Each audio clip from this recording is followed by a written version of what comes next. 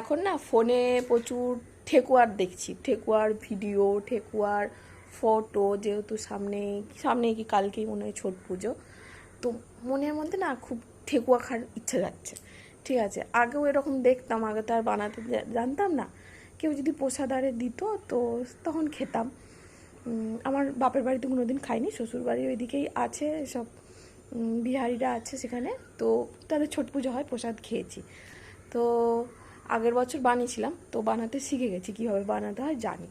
তাই ভাবলাম যখন মনের মধ্যে এতই ইচ্ছা হচ্ছে ঠেকুয়া বানানোর, তাই সেই ইচ্ছাটাকে আর মারবো না, তাই ভেবেছি ঠেকুয়া বানাবো আজকে।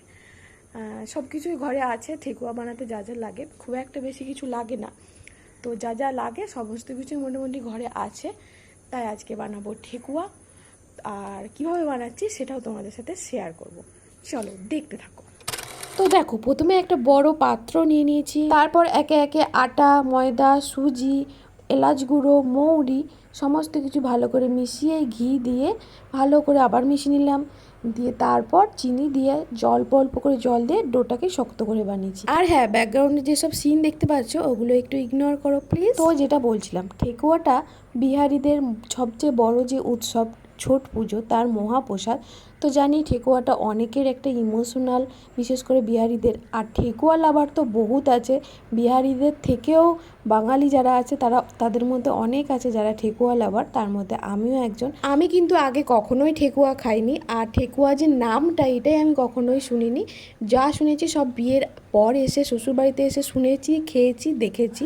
না, আমার শ্বশুরবাড়ি বিহারি না, কিন্তু আমার শ্বশুরবাড়ির আশেপাশে আছে অনেক, তো সেখানেই তাদেরই ছট পুজো হয়, প্রসাদ দেয়, তো সেইখান থেকেই খেয়েছি। আর খেয়ে তো আমি একদম ঠেকুয়া লাভার হয়ে গেছি একদম। আর সেই জন্যই আগের বছর আমি আর আমার ছোটো ননদ দুইজন মিলে ঠেকুয়া বানানোর চেষ্টা করেছিলাম, ভেবেছিলাম হয়তো পারবো না, কিন্তু একদম সাকসেসফুলি হয়েছিলাম।